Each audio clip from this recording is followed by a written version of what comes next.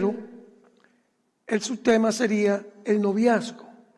Y he teologizado que el noviazgo es un tiempo de ilusiones. Así creo que es, un tiempo de ilusiones. Es importante el noviazgo. Yo sé que he oficiado algunos matrimonios de personas que se han conocido por internet y realmente no se habían conocido bien, no habían tenido un tiempo de noviazgo. Y debo decirles que algunas personas que oficié su matrimonio y se conocieron por internet y no habían tenido un noviazgo, lamentablemente ese matrimonio que yo oficié ha sido un fracaso. Conozco otros matrimonios que tuvieron un tiempo de noviazgo y que ha sido un éxito. Se han mantenido, se mantienen hasta hoy. Pero el noviazgo es un tiempo necesario, es un tiempo importante. Yo considero que es un tiempo de ilusiones, pero que es un tiempo necesario. Es un tiempo necesario para conocerse y entenderse. Si una persona no conoce a la persona con la cual va a contraer matrimonio, allí puede haber un conflicto más adelante. Yo lo llamo un tiempo de ilusiones porque muchas cosas que vivimos durante el noviazgo son más que todo ilusiones. Es un tiempo de amorío, de ilusiones. Y también es un tiempo, el noviazgo es un tiempo donde se puede romper ese noviazgo y terminar ese amorío, si fuera necesario, porque la persona durante ese pequeño tiempo de noviazgo se da cuenta que la otra persona no es lo que esa persona pensó. Su temperamento no le ayuda.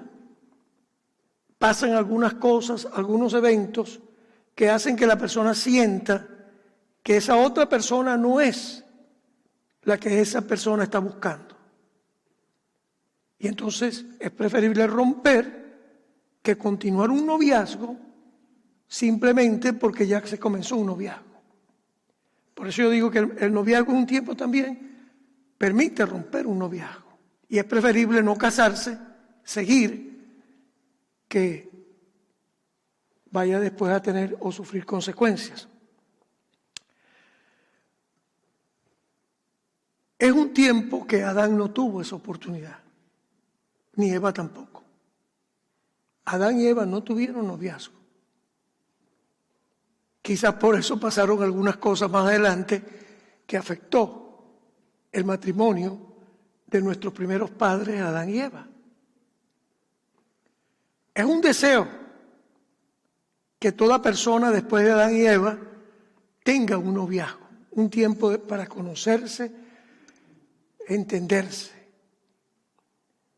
Yo debo decirles que duramos 2 años de noviazgo. Y luego vino el matrimonio.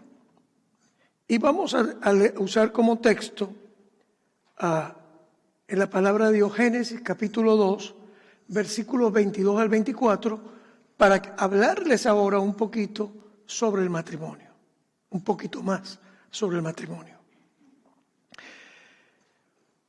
Génesis capítulo 2, versículos 22 al 24. El texto dice así: Entonces el Señor Dios hizo de la costilla a una mujer y la presentó al hombre. Al fin, exclamó el hombre, este es hueso de mis huesos y carne de mi carne. Ella será llamada mujer, porque fue tomada del hombre. La palabra en hebreo para hombre es ish. La palabra en hebreo para mujer es isha. Es igual que en español, varón, varona. Pero En inglés es distinto y en otros idiomas también es distinto. O sea, en español es fácil decir varón, varona, decir ish, isha en hebreo, pero en otros idiomas no concuerda.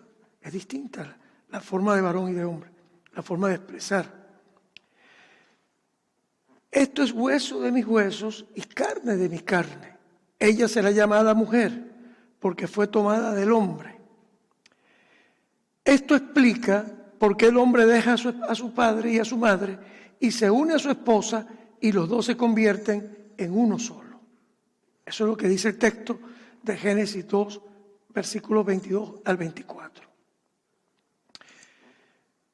Considero que el matrimonio es el tiempo de realidades. Oiga bien, el matrimonio es el tiempo no de ilusiones, sino de realidades.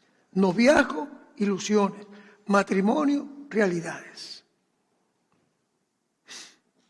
Este es el matrimonio, comienzo de realidades.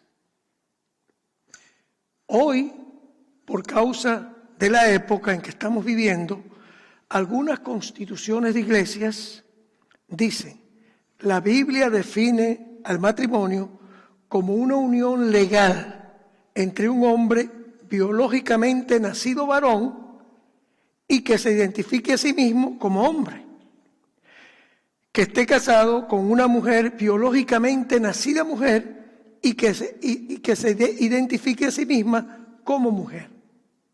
Esto lo entendemos hoy. Y así las constituciones de algunas iglesias, incluyendo nuestra iglesia en Buffalo, dice esto. Algunas constituciones lo dicen, otras constituciones no lo dicen, porque no se atreven a poner algo así para evitar conflictos. Pero esto tiene su razón de ser. No voy a entrar en ese tópico porque es un tópico bastante complejo y con lo que estoy diciendo se entiende. El matrimonio, todo matrimonio, es la unión de dos personas de trasfondo totalmente distintos. A veces de culturas distintas, de familias y formaciones distintas. Yo no conocía la familia de mi esposa. Durante el noviazgo pude conocer su familia, pero anteriormente yo no la conocía. Hay personas que se casan que por vivir en la misma ciudad o en el mismo pueblo, entonces logran tener ese privilegio de conocerse mutuamente ambas familias. Nosotros no tuvimos ese privilegio. Yo conocí a la familia de mi esposa durante el noviazgo y no la conocí antes. Son trasfondos distintos. Uno estudia en diferentes lugares y a veces viene de diferentes culturas también, pero ya están casados, se casan. Hay lugares donde inclusive no aceptan personas de una cultura distinta a la cultura de la otra persona puedan contraer matrimonio. Nosotros veníamos de la misma cultura, nosotros somos venezolanos, somos ciudadanos americanos, pero somos venezolanos, y conocíamos lo que era la cultura venezolana. Cuando hay un matrimonio, a veces también hay niveles intelectuales distintos. A veces hay personas que tienen un conocimiento profundo en cuanto a ciertas áreas de disciplinas universitarias. O sea, algunos son abogados, otros son ingenieros, otros son médicos. Y entonces concuerdan porque tienen niveles de estudios intelectuales que les permite conocerse. Tienen niveles altos. Otros a veces se casan y hay un desnivel intelectual. Yo he visto matrimonios y eso no impide para que se enamoren y se casen, porque se gustaron, se conocieron, se amaron y se casan así. Eso al momento no tiene conflicto, pudiera ser que más adelante los tenga, sin embargo no hay razón para que haya conflicto si es por asunto de nivel intelectual, porque si uno se graduó y tiene una profesión, la otra persona también puede de igual forma estudiar y graduarse de una profesión sin ningún problema. Clases sociales distintas a veces también, y eso no tiene problema tampoco. Esas cosas son superables. Lo que sí a veces se convierte en un pequeño conflicto es el problema de temperamentos, el problema de caracteres distintos. Y eso sí puede significar un pequeño conflicto en un matrimonio. Se puede superar mientras y cuando una de las dos personas o ambas estén dispuestas a ceder ante la otra y a buscar solucionar la situación. Mi hija Gina es abogado y estudió en una de las mejores universidades de Venezuela, la Universidad Católica Andrés Bello, y esta área ella la domina mejor que yo. Porque el problema del temperamento a veces es un problema que motiva divorcios. Los temperamentos, los caracteres distintos. Y a veces son causal de un divorcio. No la comprendo. Y ella dice, no logro comprenderlo y entenderlo. Y van a los tribunales y hay un divorcio. Y ahí es donde yo digo, pues, el noviazgo no permitió conocerse lo suficiente para evitar una futura ruptura entre ese matrimonio. Hay algo que quisiera compartir con ustedes y que es un concepto. Quizás hoy en día no sea tal cual como estaba allí en el Antiguo Testamento, pero que es un concepto bíblico para procurar entender lo que en el Antiguo Testamento era el concepto de la autoridad. Fíjense bien, la autoridad que había en el Antiguo Testamento. Eso lo encontramos en Números capítulo 30, versículos 1 al 16. Números capítulo 30, versículos 1 al 16. Números capítulo 30, está bajo la letra G, leyes acerca de votos. Letra G, leyes acerca del voto.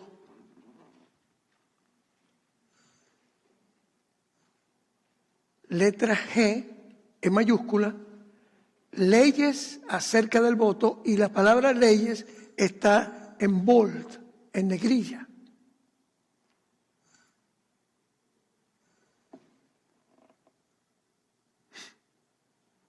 ¿Encontraron?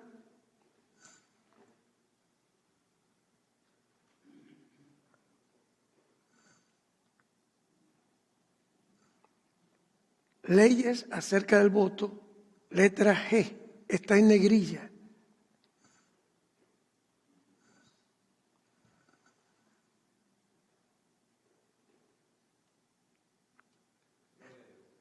Sí, estoy esperando que ya me ponga el texto. Ok, ahí está. Gracias. No es fácil. Moisés mandó llamar a los jefes de las tribus de Israel y les dijo, esto es lo que el Señor ha ordenado. Fíjense, ese es Moisés. Un hombre que hace un voto al Señor o una promesa bajo juramento jamás deberá faltar a su palabra. Tiene que cumplir exactamente lo que dijo que haría. Explico. Una persona está orando. Una mujer joven hace un voto en su casa y dice, yo voy a ayunar 40 días, no voy a entregar ese ayuno. O yo voy, si tiene algo de dinero, dice, yo todo lo que tengo se lo voy a dar a la iglesia. Se lo voy a donar a la iglesia. O se lo voy a donar a la obra de Dios, no a la iglesia específicamente, sino a cualquier parte que ella crea que deba donarlo. Una mujer joven, soltera, no está casada, y ella hace un voto, un compromiso. Un voto es un compromiso, una responsabilidad ante el Señor o una promesa. Y lo hace bajo juramento. Yo prometo, te prometo, Señor, que yo voy a hacer eso. Lo hace mientras todavía vive en la casa de su padre. Y su padre se entera del voto o de la promesa y no se opone. Ella dice, voy a ayunar 40 días. El papá se entera de lo que ella prometió, pero no se opone, no le dice, hija, ¿cómo vas a ayunar tus 40 días? Eso es peligroso, eso es delicado. ¿Por qué no ayunas más bien 10 o 5 o 2? El papá supo de la promesa, del juramento, del compromiso, pero no hubo ninguna oposición. Entiéndase que ella está viviendo en la casa con su padre. Entonces, todos sus votos y todas sus promesas siguen en pie. Sin embargo, si su padre, el día que se entera, se niega a darle el permiso para que cumpla el voto o la promesa, quedarán anulados todos sus votos y todas sus promesas. El Señor la perdonará porque su padre no le permitió cumplirlos. Esto es lo que se conocía como un principio de autoridad. La autoridad de una hija soltera estaba totalmente en las manos de su padre. Hoy en día esto no existe, por supuesto, pero esto lo había en la época de Moisés y está en el Antiguo Testamento.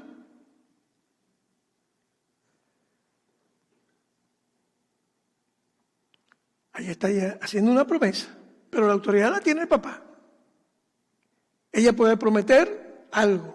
Voy a ayunar, voy a dar todo mi dinero, voy a estar en la iglesia. La autoridad estaba en el papá. Si el papá decía no, era no. Si el papá callaba, era como tolerando, aceptando ese compromiso que ella había hecho y tenía que cumplirlo. Ella tenía que cumplir lo que prometió. Esa era la autoridad del padre sobre la hija. Y eso en parte pareciera algo como en el Nuevo Testamento Pablo habla de que el padre consentía que la hija se casara o que la hija no se casara y la mantenía soltera de por vida, si él quería. O sea, no había una libertad en la hija, sino que la autoridad estaba en los padres, en el padre específicamente. Si él le decía, puedes casarte, se casaba. Si no, no se casaba.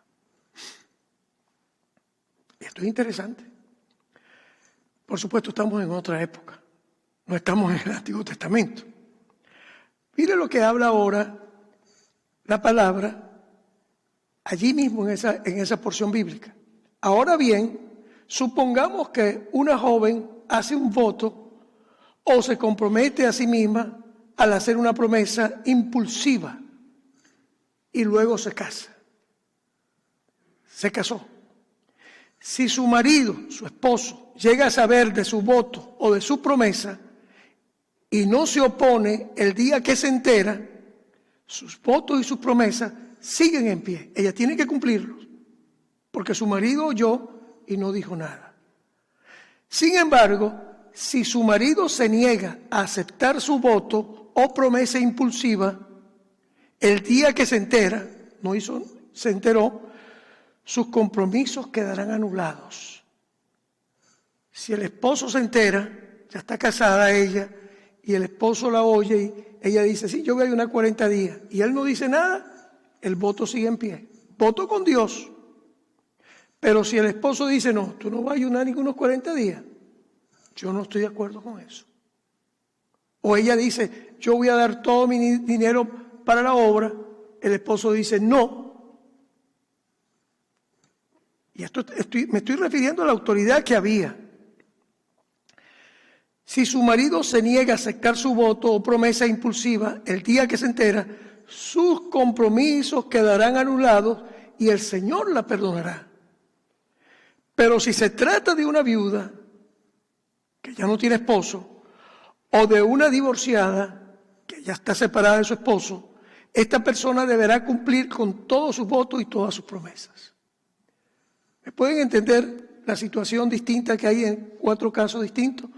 La joven soltera, la mujer casada, la divorciada y la viuda. Son 4 casos distintos. Y eso lo está mencionando la palabra en el Antiguo Testamento.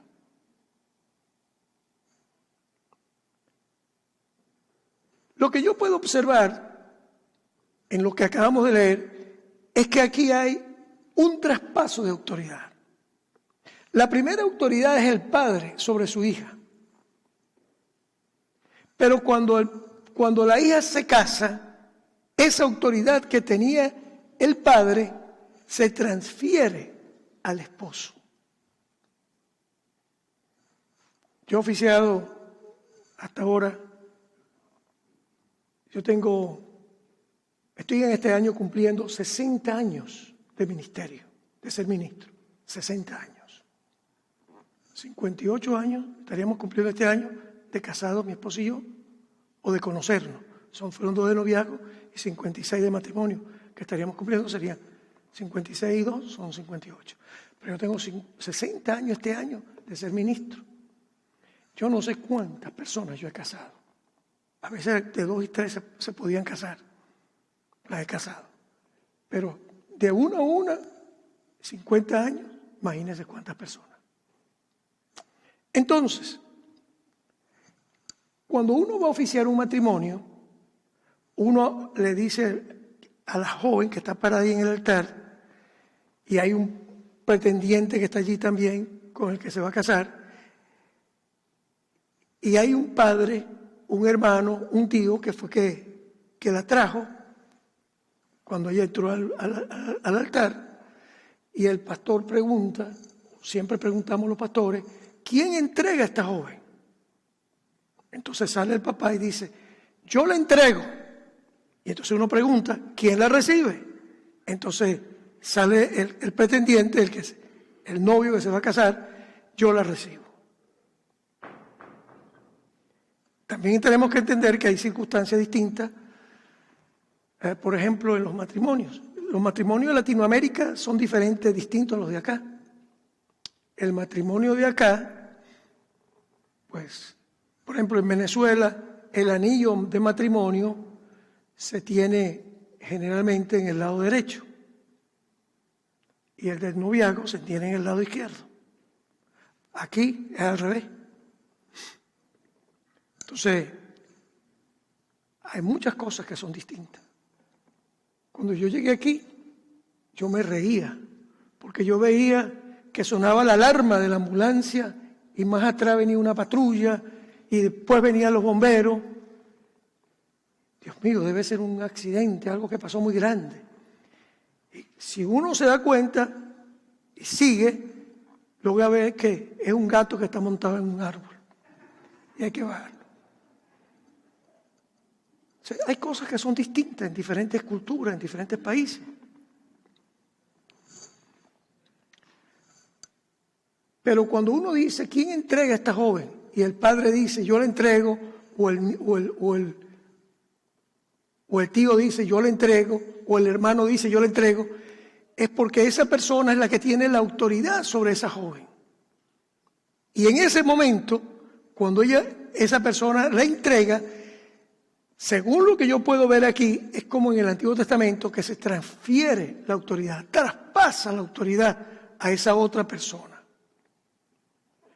Es el traspaso de autoridad del padre al esposo.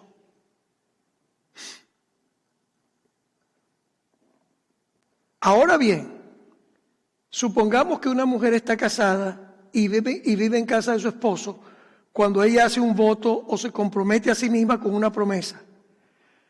Si su marido se entera y no se opone, entonces su voto o su promesa sigue en pie. Pero si su marido se niega a aceptarlo el día que se entera, entonces su voto o su promesa quedará anulado y el Señor la perdonará. Lo que yo quiero que veamos es cómo había una autoridad en el Padre cuando una joven hacía una oración a Dios y hacía una promesa a Dios. Y cómo ahora, si está casada, la autoridad ya no está en el padre, sino que está en el esposo. Por supuesto, estoy hablando del Antiguo Testamento. Todo esto ha cambiado.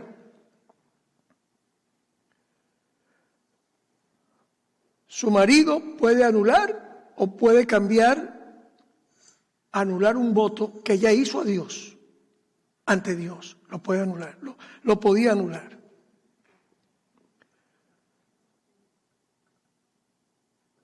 Si él espera más de un día, si él esperaba más de un día, entonces intenta anular un voto o una promesa, él recibirá el castigo por la culpa de ella. Eso lo dice allí. Y luego termina el versículo 16 diciendo, estas son las ordenanzas que el Señor le dio a Moisés acerca de las relaciones entre el hombre y su esposa y entre el padre y su hija joven que todavía vivía en su casa.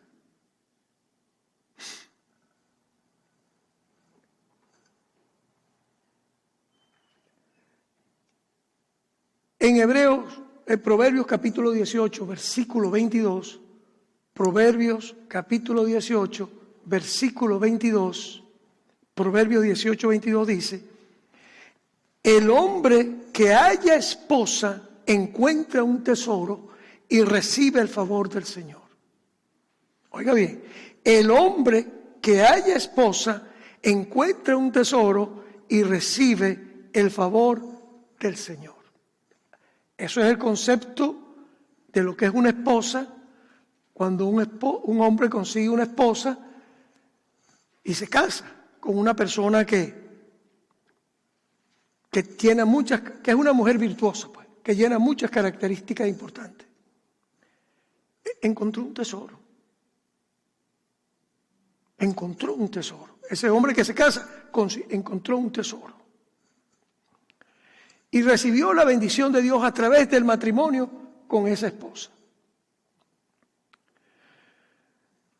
Cuando nosotros leemos en Efesios, capítulo 5, versículos 22 al 23, hay aquí algunas cosas que son importantes tratarlas. De paso, mi hijo Abraham, que ya llegó hasta ahí, hoy predicó un gran mensaje en la iglesia y estaba tocando cosas del matrimonio. Cuando yo leo Efesios 5, 22 al 23, yo encuentro tres cosas que llaman mi atención. Primero, se habla de sujeción de parte de la mujer hacia el esposo. Se habla de amor y se habla de respeto. La palabra amor se usa no para la mujer, sino más bien para el hombre. Y este es el texto. Para las esposas, el matrimonio significa sométase cada una a su marido como al Señor, o sea, a su esposo. Porque el marido es cabeza de su esposa, como Cristo es cabeza de la iglesia. Él es el salvador de su cuerpo, que es la iglesia. O sea, la iglesia la está viendo aquí como la iglesia mística o la iglesia como un cuerpo espiritual. Cristo, el esposo de la iglesia, que es su esposa. Así como la iglesia se somete a Cristo, de igual manera la esposa debe someterse en todo a su marido. Estas son palabras fuertes, que la esposa tiene que someterse en todo a su esposo. Eso es fuerte. Eso es fuerte. Porque no dice someterse en una cosa, sino en todo. ¿Qué es todo? ¿Qué significa todo? El esposo dice, todo es todo.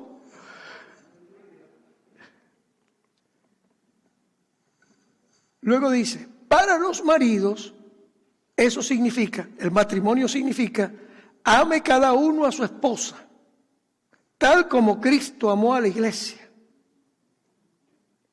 No sé si usted puede entender el lenguaje tan fuerte que hay en ambos lados, así como Cristo amó a la iglesia. Él entregó su vida por ella.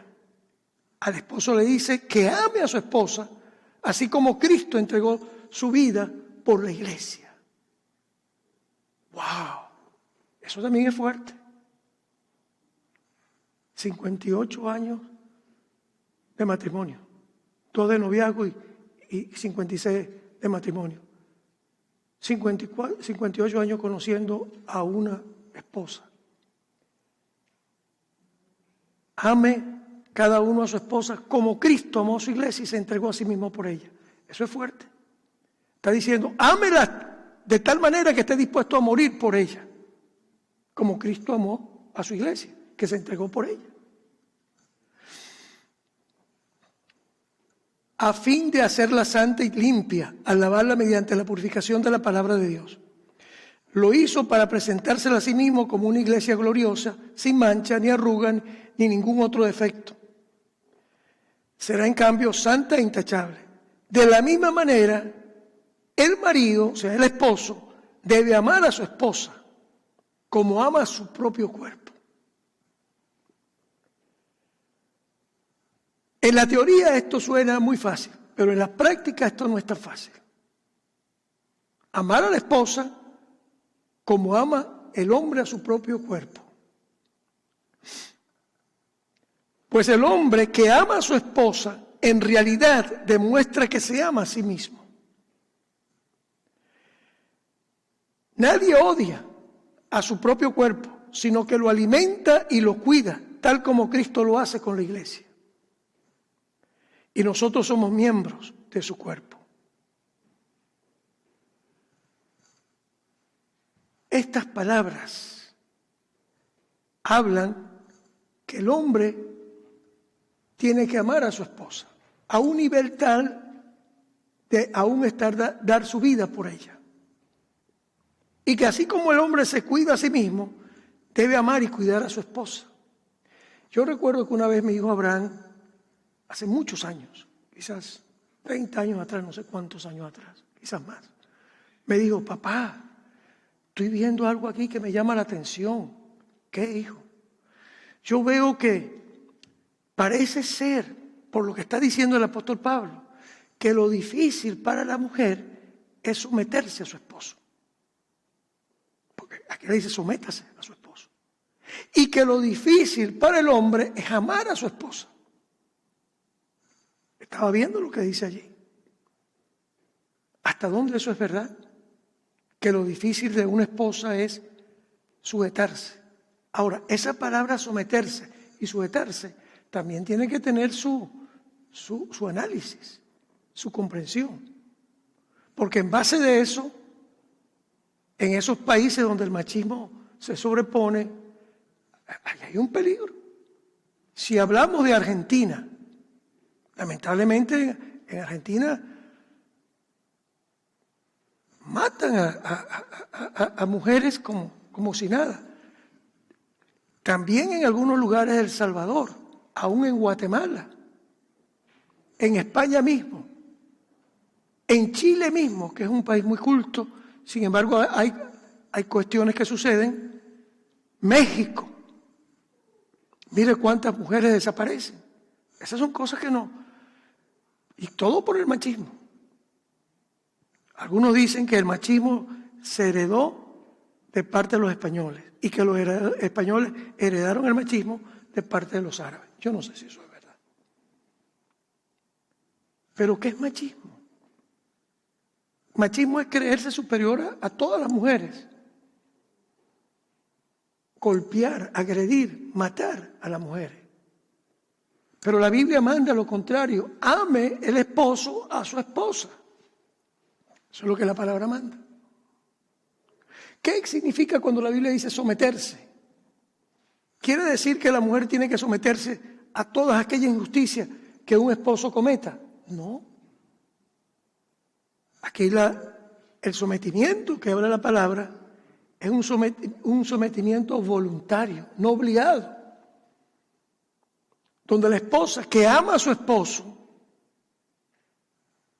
se sujeta a él porque le ama. No porque la golpea ni la maltrata, sino porque ama a su esposo y ama a Dios. Entonces hay como una sumisión voluntaria para tratar bien a su esposo, compartir con él algunas cosas que ella considera que debe compartirlas. En esto tiene que haber comprensión entre ambas personas.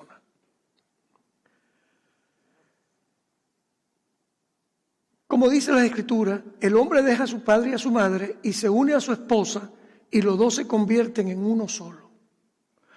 Cuando uno logra entender eso, uno ya no ve a la esposa como alguien distinto, sino uno ve a su esposa como parte de uno mismo, que somos un complemento, que estamos unidos y que ambos somos uno solo.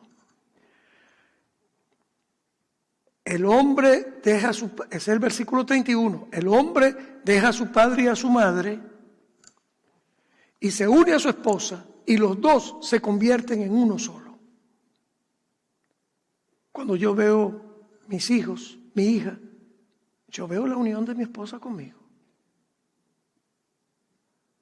Ellos representan esa unión.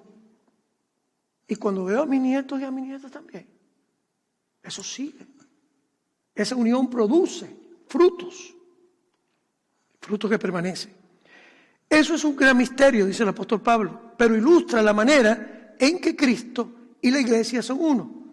Por eso les repito, cada hombre, fíjese, el apóstol Pablo enfatiza, cada hombre debe amar a su esposa como se ama a sí mismo. Esto es fuerte, pero eso lo dice la palabra. Y la esposa debe respetar a su marido. Estas dos cosas que parecen dos cosas imposibles, sin embargo, son la clave para un buen matrimonio. Respeto, sujeción y amor. Estas tres cosas son básicas para que un matrimonio pueda funcionar debidamente. Abraham me dijo, lo difícil de la mujer es sujetarse a su esposo. Lo difícil del hombre es amar a su esposa.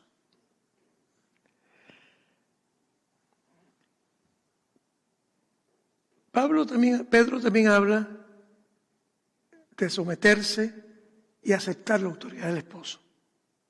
Miren lo que dice el apóstol Pedro en 1 de Pedro, capítulo 3, versículos 1 al 7. De la misma manera, ustedes esposas tienen que aceptar la autoridad de sus esposos. Entonces, aun cuando alguno de ellos se niegue a obedecer la buena noticia, o sea, el evangelio, la vida recta de ustedes, de esposas, les hablará sin palabras. El testimonio de ustedes les va a hablar a esos esposos que no son cristianos. Ellos serán ganados al evangelio al observar la vida pura y la conducta respetuosa de ustedes. Ese es Pedro. No se interesen tanto por la belleza externa, los peinados extravagantes, las joyas costosas o la ropa elegante. En cambio, vístanse con la belleza interior, la que no se desvanece, la belleza de un espíritu tierno y sereno, que es tan precioso a los ojos de Dios. Así es como lucían hermosas las santas mujeres de la antigüedad, ese Pedro, y aceptaban la autoridad de sus maridos. Por ejemplo, Sara obedecía a su esposo Abraham y lo llamaba Señor. Ustedes son sus hijas cuando hacen lo correcto sin temor a lo que sus esposos pudieran hacer. O sea, sin temer ninguna amenaza por parte del esposo. De la misma manera, ustedes maridos tienen que honrar a sus esposas. Cada una viva con su esposa y trátela con entendimiento.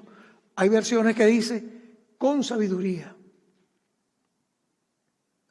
Ella podrá ser más débil, hay versiones que dicen más frágil, pero participa por igual del regalo de la nueva vida, o sea, de la salvación que Dios les ha dado. Trátenla como es debido, para que nada estorbe las oraciones de ustedes. ¿Cómo contextualizar eso hoy? Y en un país como Estados Unidos o en Europa, ¿cómo contextualizamos esto? Vivan con sus mujeres con sabiduría. Yo les voy a decir, y lo puedo decir con toda autoridad moral, posiblemente haya aquí que tenga más tiempo de nosotros de casado,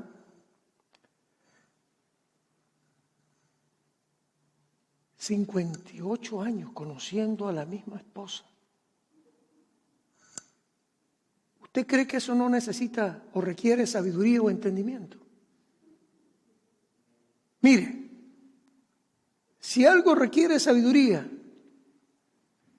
es al acostarme, mirar por última vez ese día el rostro de mi esposa.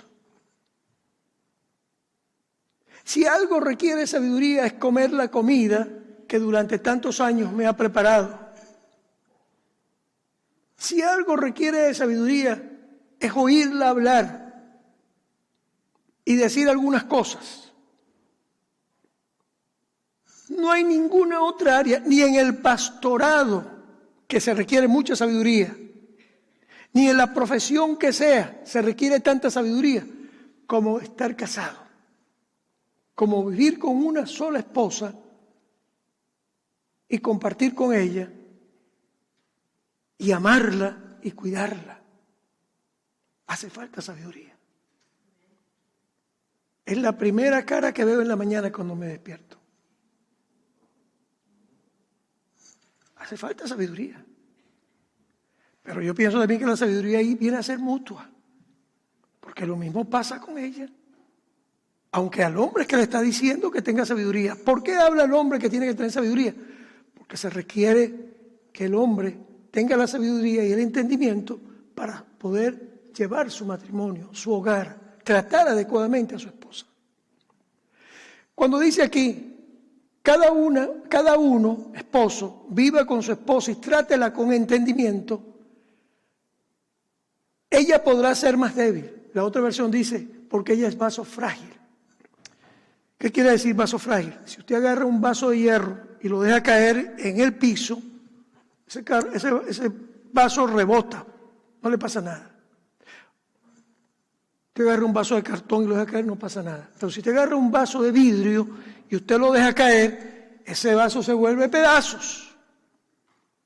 Esa es la ilustración que está poniendo Pedro aquí. Y que está poniendo el apóstol Pedro, que ella es vaso frágil, que ella es vaso débil, que amerita un trato distinto, que no se le puede estar ni gritando, ni ofendiéndole, ni maltratándola, sino tratándola con amor, cuidándola, diciéndole las cosas que haya que decirle, por supuesto, pero sabiéndoselas decir. Eso es lo que habla el apóstol Pedro. Y luego dice, porque ella es coheredera de la vida eterna también. En otras palabras, no solamente es mi esposa, sino que si yo me muero antes, ella va al mismo cielo que yo voy. Y si ella se muere antes, yo la voy a ver allá en el mismo cielo también. Porque juntos vamos a convivir. Ya no como esposo y esposa, sino como almas eternas. Por lo tanto, aquí, y hay algo que es más fuerte todavía, dice, trátela con entendimiento para que nada estorbe las oraciones de ustedes. La otra versión dice, para que vuestras oraciones de esposos no tengan impedimento. Estaba leyendo algo que escribió Spurgeon sobre algo relacionado con esto. Spurgeon decía que él no aceptaba la oración de ninguna persona que no viviera bien con su esposa.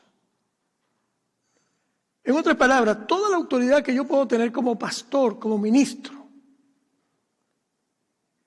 si yo no trato bien a mi esposa, ante Dios, mis oraciones no pasan del techo. ¿Hasta dónde llega la autoridad espiritual que restringe aún que nuestra oración tenga impedimento, tengan estorbo? Pero hasta allí llega lo que es el matrimonio. Es una unión de por vida, mientras vivamos. Y si somos cristianos, después de la muerte, ella, como es coheredera también, va a vivir con nosotros en la eternidad. Hay que verlo así. Por supuesto, en el Evangelio, Pablo dice, no hay varón ni mujer, ni siervo ni libre, ni judío ni gentil. O sea, da a entender que los contextos han cambiado.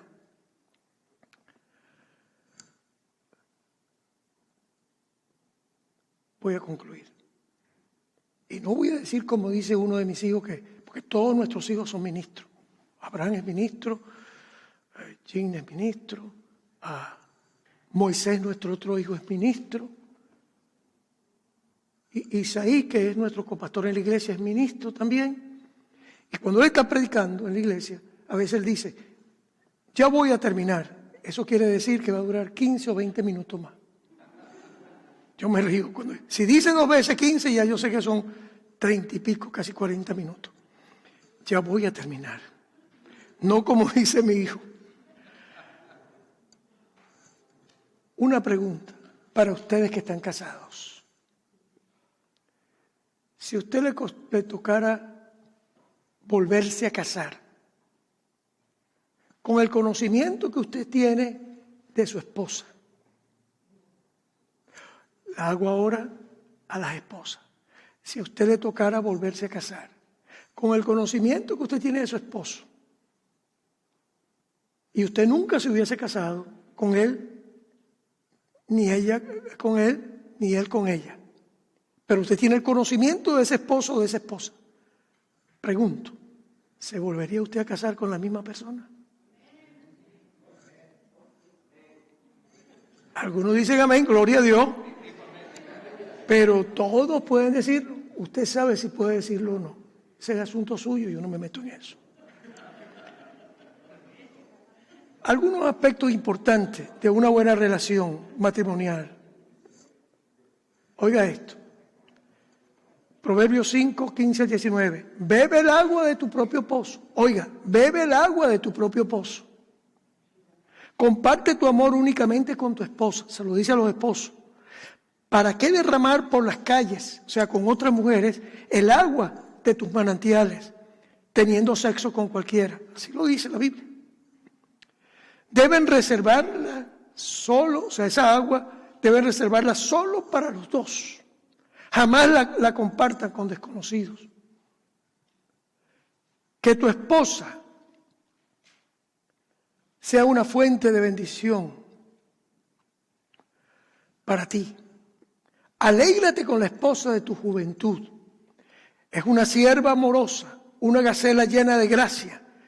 Que sus pechos te satisfagan siempre. Y esto no es, aquí no hay ninguna, eso está así tal cual. Y en 1 Corintios 7:9 dice, pero si no pueden controlarse, los que no están casados, y las mujeres que están solteras, entonces deberían casarse. Eso lo dice el apóstol Pablo. Es mejor casarse que arder de pasión. Otra versión dice, es mejor casarse que andarse quemando. Claves en el matrimonio. En todo matrimonio, comunicación. Que haya comunicación, mutua comunicación. De ambos lados. Que haya respeto mutuo, que haya responsabilidades compartidas. ¿Qué quiere decir eso? Responsabilidades compartidas. Que la mujer no es una esclava para ella sola estar haciendo todas las cosas. Que algo tiene que aportar el esposo en su hogar. Por mí, por lo menos, ella puede decirlo. Gracias a Dios le doy que aquí no lo estoy haciendo. Friego los platos de la casa. Eso ayuda en algo. Arreglo la cama todos los días donde dormimos. Eso es algo. Y boto la basura. 3 cosas. 3 cosas. Estoy haciendo algo. Pero ella hace mucho más. Hace mucho, mucho más. Cuando yo enseño a personas que van a casarse en la iglesia, hago una lista y le pregunto, ¿qué vas a hacer tú cuando se case. Entonces, algunos dicen, ¿quién va a pagar los biles? ¿Quién va a llevar a los hijos cuando nazcan a la escuela? O sea, hay una lista de cosas. ¿Quién va a lavar la ropa? Esas cosas ellos me las llenan antes de casarse. Y al tiempo les pregunto, o a veces viene alguna queja de la esposa o del esposo, pero ella no está haciendo esto o él no está haciendo esto. Entonces hay que volver a retocar un poquito la consejería que se dio. ¿Por qué un hombre busca otra mujer? ¿Y por qué una mujer busca otro hombre? ¿Por qué hay la infidelidad? ¿Por qué se produce? Generalmente yo he encontrado, cuando me ha tocado tratar casos, que lamentablemente muchas veces la mujer busca en otro hombre lo que no encuentra en su esposo. Y el hombre busca en otra mujer lo que no encuentra en su esposa. Si nosotros obedecemos la palabra, como dice allí, disfruta de tu esposa, de ese manantial que Dios te ha dado. Yo veo que en la Biblia está el caso de Abraham, que el rey Abimelech lo descubrió, de que Sara no era su hermana, porque lo vio que estaba acariciando a Sara. Quién sabe si la estaba besando o la estaba acariciando. Y el rey dijo, esas no son caricias de hermano o hermana. Igual pasó con Isaac. Entonces, eso quiere decir, ¿y a qué edad tenía Abraham? Una edad avanzada, y acariciaba a su esposa. Hay hombres que cuando llegan a cierta edad no quieren acariciar a su esposa. ¿Quién dijo eso? Eso no es bíblico. Ame a su esposa. Y eso es lo que la Biblia nos está mandando. Sus caricias te satisfagan. Bebe el agua que Dios te ha dado, su manantial.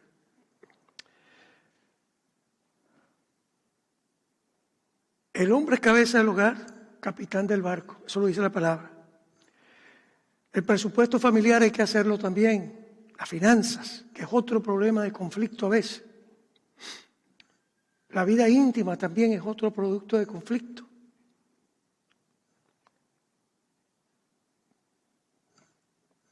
Está en 1 Corintios 7, 1 al 5. En Efesios 4, 26 al 27. Dice, Efesios 4, el apóstol Pablo dice, además, no pequen al dejar que el enojo los controle. Enojo. Y yo he visto enojo de parte del hombre como de parte de la mujer. Yo llegué a una iglesia en Conérico, mi esposo y yo llegamos a visitar, iba a predicar. Y el pastor me dijo, hermano Bejarano, porque había un hermano que era muy bueno, buena persona, excelente. Me dijo, hermano Bejarano, no se vaya a sorprender si usted ve que el hermano tal que usted conoce llega con lentes oscuros a la iglesia. ¿Por qué? Le digo, es que ella le da. Fíjese ese caso, auténtico, comprobado. Ella le da a él. Deje el enojo. No deje que el enojo los controle. No permitan que el sol se ponga mientras sigan enojados. Porque el enojo da lugar al diablo. En otras palabras, no permita que la noche llegue. Si usted tiene un problema con su esposa, usted pegue la cara contra la pared, no la mira y duerma esa noche como que si nada hubiese pasado. Esto está diciendo, arregle su conflicto antes de dormir. Usted no puede acostarse a dormir sin arreglar su situación con su esposa. Igual forma la esposa, llame a su esposo a capítulo, háblele. Pasó esto y esto y esto. Y no me gustó. Pero háblenlo. Eso es comunicación. En voz baja, pero digan las verdades.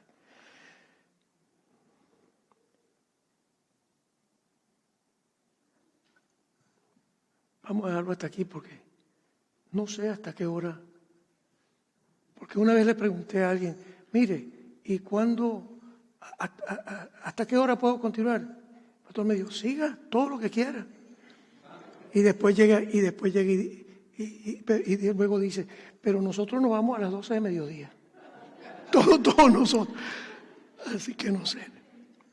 Dios les bendiga, hermano. Hermano Roberto.